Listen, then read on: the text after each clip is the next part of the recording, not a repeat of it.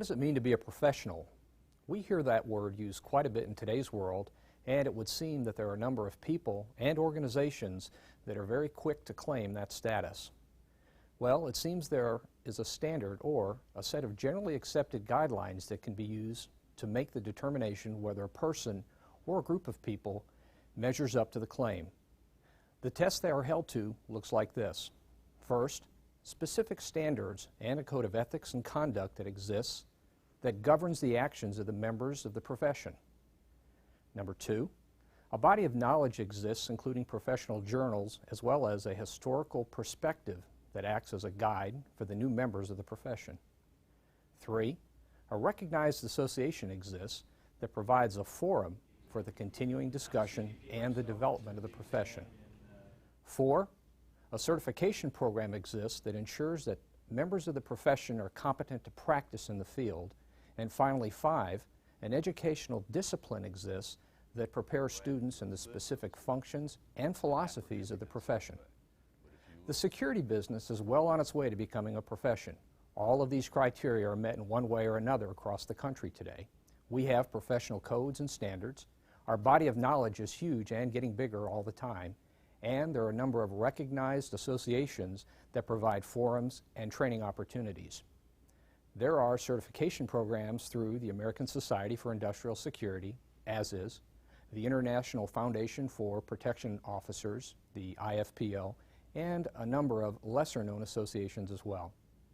We have the additional benefit of having certificate and degree programs at a number of colleges and universities throughout the world. Recently, a university started a PhD program in security.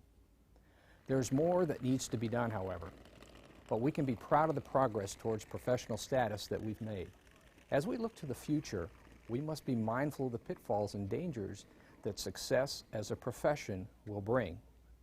That will require some insight and understanding of who we are and who we want to become in the years to come. You were raised to follow the guidelines that you have acquired in your life to help you make decisions. Those guidelines are called values. The values that you have embraced have come to you from a number of different places. Suppliers of human values include your parents, family, teachers, religious leaders, friends, fellow students, co-workers, and even some politicians and public people as well. You also manage to pick up some of the values that are a part of you from your membership in certain groups, schools, churches, civic organizations, clubs, Boy Scouts, Girl Scouts, even recreational pursuits made a contribution. The whole of your experience has given you a set of values that you use almost every day to make decisions of all types. In a perfect world, this value set, you have anywhere from 30 to 40 by the way, would be all that you need to function. Unfortunately, we do not live in a perfect world. It's very common for a value that we have learned from one person or a group to come into conflict with a value that we have learned from another person or group. So, how you handle that kind of conflict in deciding what you should do is called ethics. When we look at the ethics of a particular profession, the discussion will inevitably turn to one about doing what is right or wrong, or good or bad within the profession itself. That's why organizations that seek to call themselves profession develop codes of ethics for their members to use in making decisions. An ethical business will also do something similar to this. They will develop a set of ethical statements about how they're going to conduct themselves in the business world. They'll put these statements in writing and put them out for everyone to see so that there can be no doubt as to how the organization feels about how they should conduct themselves. These statements are called policies. If you read policy for a company very carefully, you'll understand how the company feels about things. It will give you a very good idea about what the company feels is important and how the company expects its employees to feel about those same things. Policies provide the same guidance to a company that values provide to a person. It helps the company, and therefore the people who work for the company, to make good decisions when acting in the interest of the company. That's why it's so important for you, the professional security officer, to be familiar with the policies of the company that you work for. Policy provides you with a way to make decisions that is in keeping with what the company wants. It's also a very practical way to stay out of trouble. Now, there's a small problem when it comes to reading and interpreting policy. Remember values? Well, yours are a tiny bit different from mine.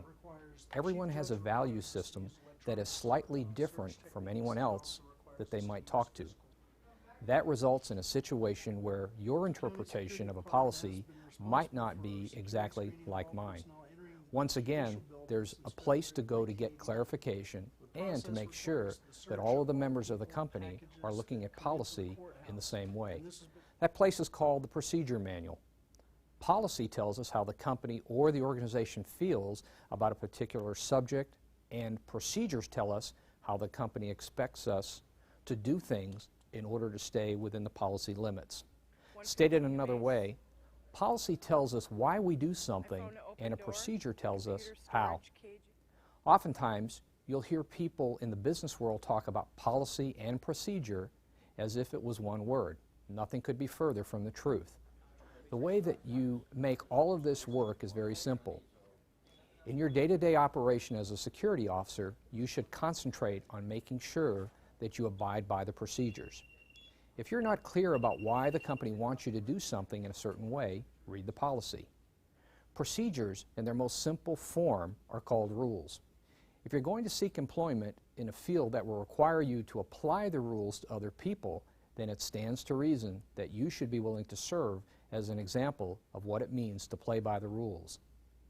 Anything less than that is really unethical. Having the policies and rules and regulations close by to help you decide what to do is very helpful. Having a supervisor around all the time would be even better.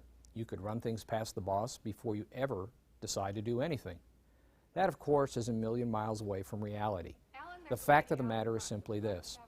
You're going to be relied upon to make judgment calls all during the day by yourself. You'll have to decide how to handle a violation by writing someone up, issuing a warning, taking corrective action of a verbal nature, or even waiting to do anything until you can verify what you thought you saw. This aspect of the job is called discretion. You're expected to be discreet in your workings as an officer in more ways than one.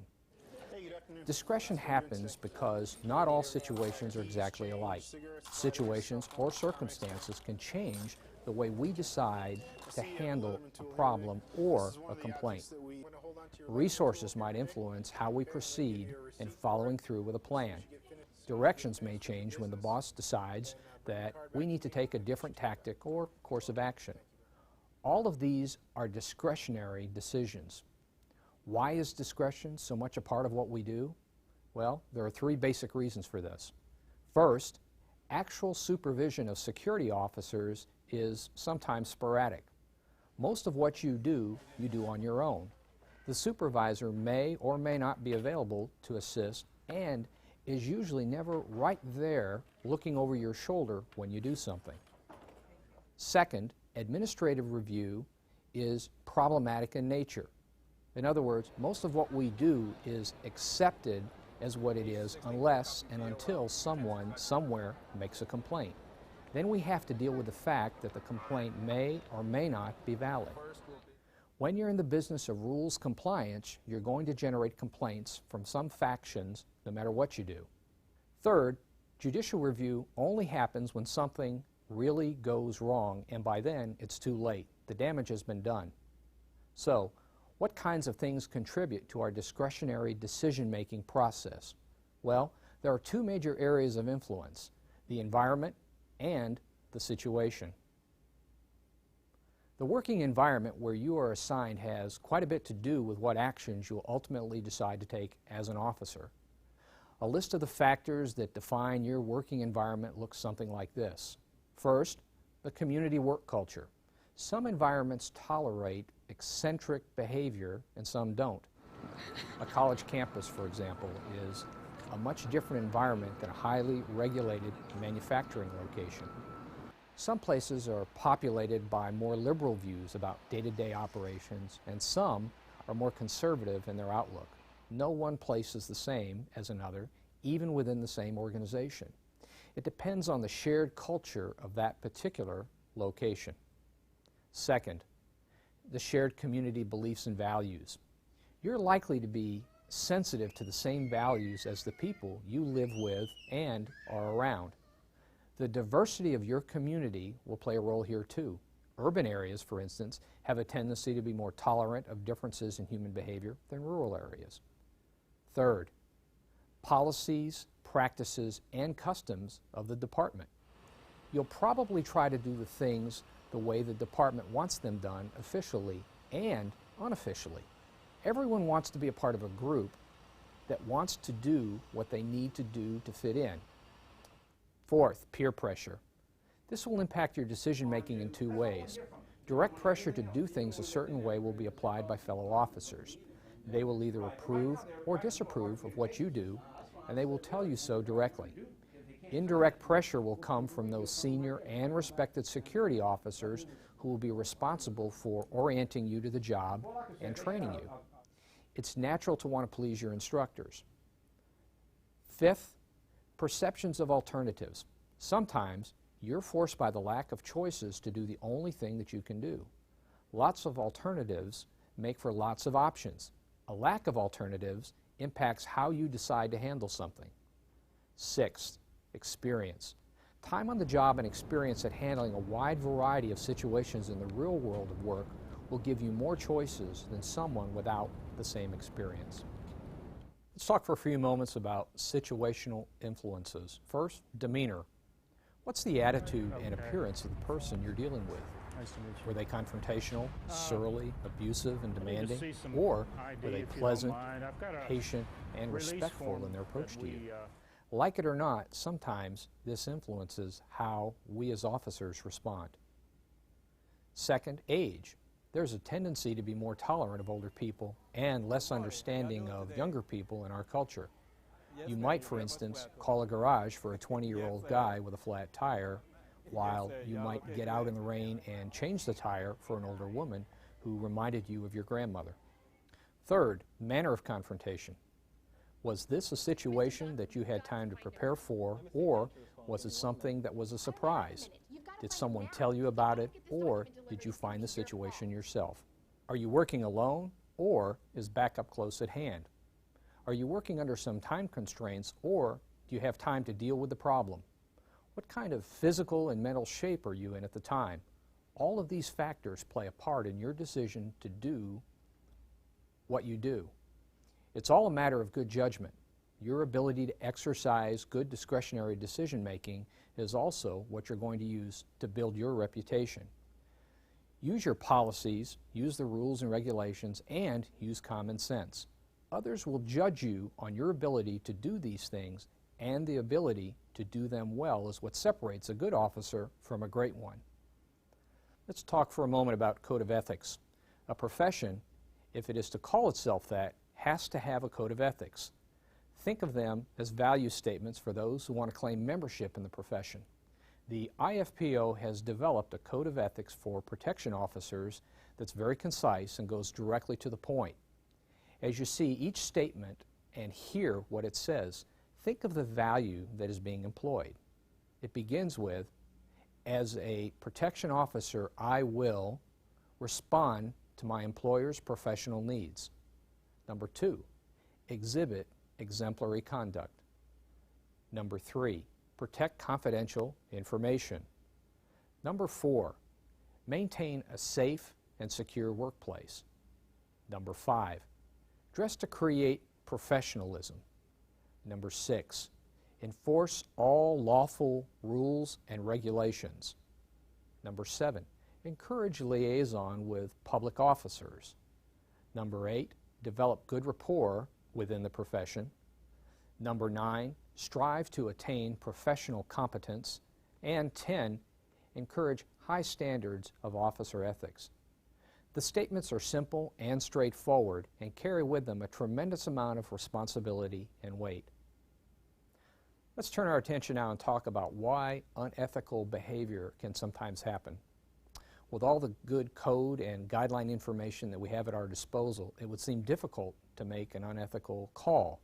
But it does happen, and here are some of the reasons why. First, taking the path of least resistance. Sometimes doing the ethical thing means not doing the easy thing. Taking the shortcut is the same as trying to avoid a problem. Second, time conflicts. Maybe it involves a part-time job or some other time restriction, but the usual end result is that we rush something that cannot or should not be rushed. Bad decisions are often the result. 3, fatigue. When you're tired, you're not going to think clearly. Bad decisions can cause stress, and stress when you are tired causes more bad decisions. 4, resistance to change. The only thing you can count on in today's world of work is that things are going to change. Fear of change is a poor reason for not doing the right thing. As you can see from the listing, most of the reasons for unethical actions center around cutting corners. When we try to eliminate steps in a process, we're going to have problems with the end result. The procedures that have been put in place to govern what you do at work were not invented out of thin air as a means to annoy you. Every procedure and every rule that is in your department manual is there because there was a problem in the past in dealing with that kind of a situation. Someone, somewhere, made a mistake that had a negative impact for the department and for the organization. A rule or a procedure was then written to guide officers in the future away from making the same mistake. You may not know or be able to see what the problem was, but that does not mean that you should take it upon yourself to break a rule or violate a procedure. The fact of the matter is that you don't know what can happen and could be placing yourself and others in harm's way if you don't stick to the path. How many situations or unpleasant circumstances have you been involved in and heard someone say, "Oh well, it seemed like a good idea at the time"? Ethically, your best choice will always be to stay with the rules and follow the procedure. Let's talk for a few moments about recognizing an ethical problem. It would be impossible to list all of the potential ethical situations that you might be facing in this business. Some are glaringly obvious. Actions that are against the law or clearly a violation of company policy are easy to recognize. Other ethical dilemmas can be purposely hidden by deceit. Those can be tougher to see. But most ethical problems come to visit you in a way that is not that hard to recognize if you're paying attention. Here's a listing of some of the warning signs to look for when it comes to questions of ethics. First, your personal ethics are usually affected first. When a suggestion or a request makes you feel uneasy, it's usually because your ethics are being beaten up. 2, sometimes a matter is brought to you as something very confidential. When you're asked not to tell anyone else about something, it's a pretty safe bet that something bad is going on. 3, if something is presented to you in a big hurry and you're being pressured into making an immediate decision, watch out. Real emergencies are easy to spot, so are fake ones. Number 4, if a few other people in a group are uncomfortable with something, back away. Their ethics are being assaulted, and a perceptive person will be able to see that. 5, if the situation fails any of the following tests, stay away from it and report it to a supervisor. The first one, the mom test. What would your mother think about you being involved in it? The second is the publicity test. What would you think if what you were doing was in the newspaper the very next day? The third, the best self test. Does your action represent you being your best? Fourth, the kid test. Could you explain this to your kids? Next, the sniff test. No matter what anyone else says or does about it, if it still smells bad, it probably is. And last, the giggle test. When people talk about it, if they start to giggle and look guilty, watch out. The biggest favor that you can do for yourself when you think your ethics are being challenged is to gain some time. Shady deals spoil quickly. The more time that you allow yourself to think through something that doesn't sound right, the more obvious the rotten smell will become. Don't allow yourself to be pressured into doing something that your conscience tells you is not right. Take time to question and take time to talk to someone whose opinion and integrity you trust. A wise old college professor explained it best. He used to tell his students, never surrender the moral high ground. You can't win it back. Let's turn our attention now to deportment. Have you ever watched someone in public who's a graduate of a military training academy like West Point or Annapolis? How do they carry themselves? The demeanor that you see when they're around is called military bearing. Another word for it is deportment. It's an outward manifestation of their attitude and the image that they want to give. Professor Chris Hertig from York College describes deportment this way. The D is for dress appropriately. Be neat and conservative. Remember, first impressions do count. And remember who it is you represent. The E is for efficiency in the job, and it's critical. You need to look like you know what you're doing at all times. The P is for precision, and precision matters. Look precise, act precise, be precise. The O is for organization, and organization counts too. You can't respond to emergencies in an unorganized way. The R is for responsiveness. You need to be there for your clients and employer. The T is for talk. Talk professionally. In person or on the phone or on the radio, remember, someone is always listening. M is for manners, and remember, manners are important. Your uniform and your status will make you an example for others to follow. E is for edit. Edit what you say and what you write. Professionalism means leaving bias out. N is for nurture. You want to nurture professional growth and development. Be a lifelong learner. The T is for timeliness, and timeliness is critical. There is no such thing as being fashionably late in this business. How you conduct yourself is a direct reflection on you as a person and an indirect but real reflection on the department or the company that you work for.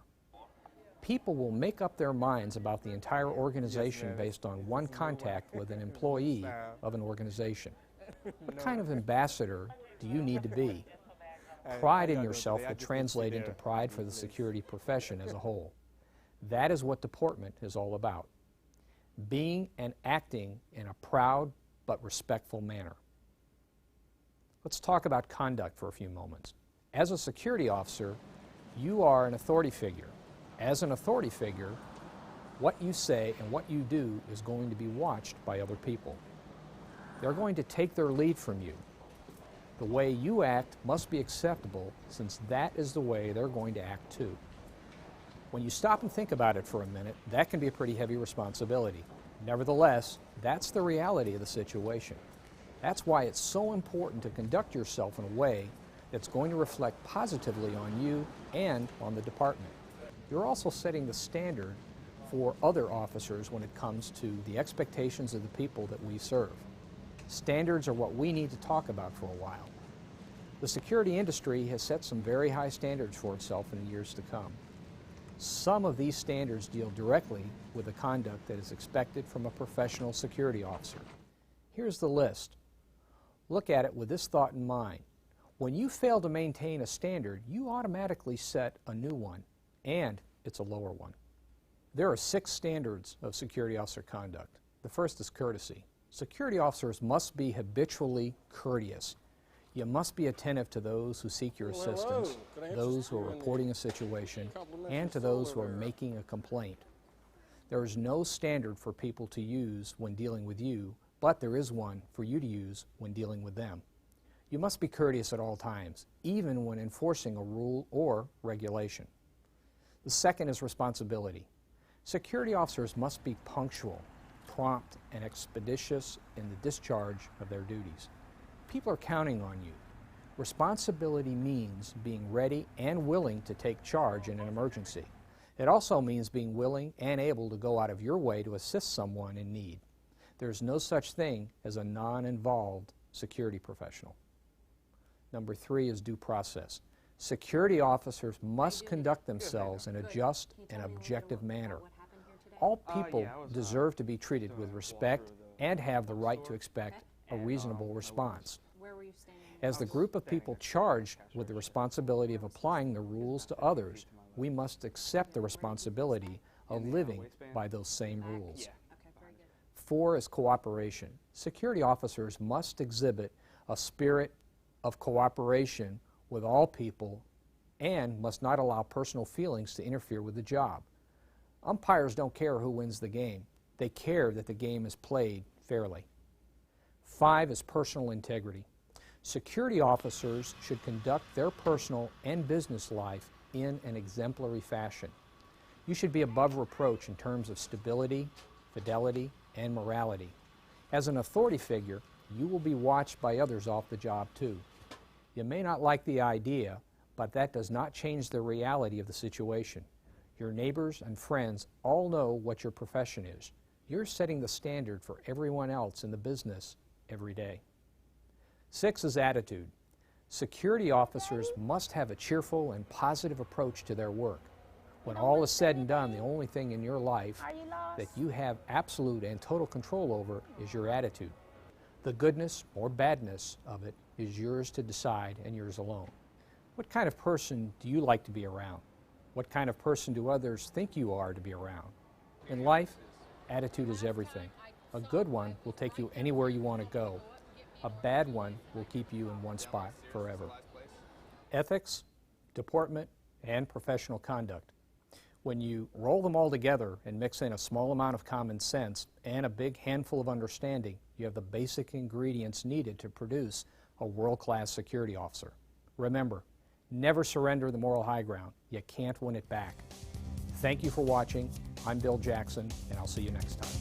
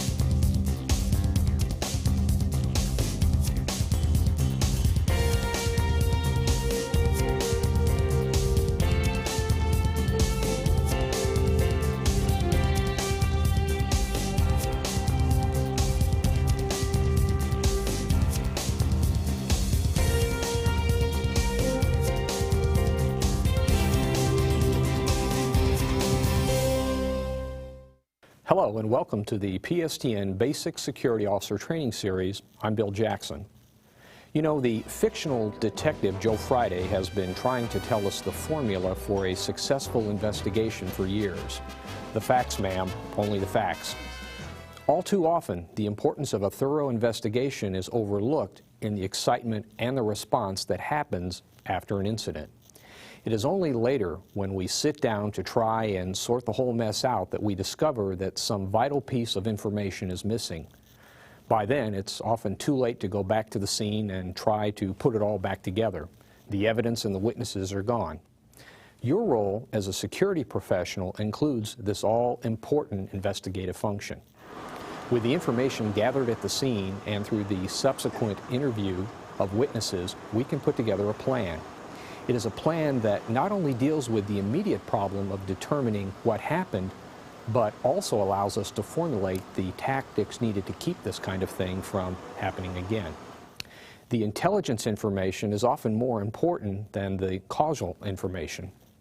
So, what's the purpose of an investigation anyway? Are we just looking around to see what we can see? Should we compare the investigation to an elaborate Easter egg hunt?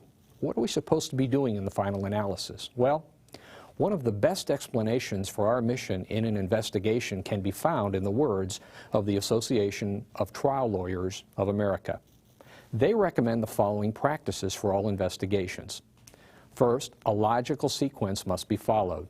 That means one that can be explained in a clear and obvious way. Real physical evidence must be identified and gathered legally. The evidence that we do find must be properly stored and preserved for later use. Witnesses must be identified and properly interviewed. Leads for more information must be developed. All information that we find must be accurately and completely recorded. Those 6 guidelines open the door to a world of fascinating possibilities. Federico's Criminal Law and Justice Dictionary defines the word investigate as follows: examine and inquire into something systematically and thoroughly. The word investigate comes from the Latin word investigare, which means to search into. What we are left with as professionals is nothing more than a quest for the truth. We're going to start from a point in time and work backwards in an attempt to answer some basic yet very important questions when we conduct a professional investigation. Our goal is simple. We need to determine what happened, when it happened, where it happened, who it happened to, and ultimately why it happened. The initial response and the preliminary investigation are the most critical steps in the process. This is where the fact-finding either gets off to a good start or a bad one. This is when most of the evidence is destroyed if the responding investigators are not careful in their initial approach. This is where evidence can be turned into trash if we are not careful. Our initial response can best be described as a series of steps. With few exceptions, the sequence looks like this. First, arrive at the scene as quickly and safely as possible and tend to the injured. As always, people come first. Do a quick assessment of the players involved in the incident and try to locate and isolate the witnesses, complainants, victims, and possibly even the suspect. We have to keep tabs on them so that we can interview them later. Preserving the integrity of the crime scene and the evidence is critical. Once a piece of evidence has been altered or destroyed, it's gone forever. We may have to establish barriers, secure the scene, remove people from the area, and control access all at the same time. That can be a very frantic and demanding time in the investigation. The witnesses must be initially questioned about what they saw, heard, smelled, did, and any other relevant detail that we determine is a part of the questioning process. Make sure you get phone numbers in order to contact witnesses immediately if necessary. Follow-up investigators will appreciate that. We have to record all this information quickly before details are forgotten or changed by discussion with others. We also have to keep the central dispatcher informed of our activities and our needs as the investigation progresses. All of what we do and see must find its way into a preliminary report, commonly referred to as our field notes. Nothing in an investigation should be trusted to memory. There's a great deal to do in that short listing of topics. Doing them well can spell the difference between a successful investigation and a waste of time and resources. Now, once the scene has been secured and we have established control of the area, we can get down to the real business of the investigation. That is referred to as the follow-up. As a security officer, you may be the one responsible for doing the entire investigation, or you could be assigned the duty of securing the scene until the investigators arrive. The team that gets the investigation could be security specialists from the department or detectives from the local police agency. Your role will depend on a number of factors. For example, what is the context of the investigation? If it's an accident or an incident that centers on a possible violation of a company or worksite rule or regulation, then the whole investigation could be yours. If it involves a violation of the law, even a minor one, it could be turned over to a police patrol officer. What is the seriousness of the incident being investigated? If it involves a potential for a huge monetary loss to the company, it could come under the authority of an investigator from corporate headquarters. If it involves a serious crime, we could be assisting the state police or possibly even an FBI agent. What is the depth of the investigation? Can it be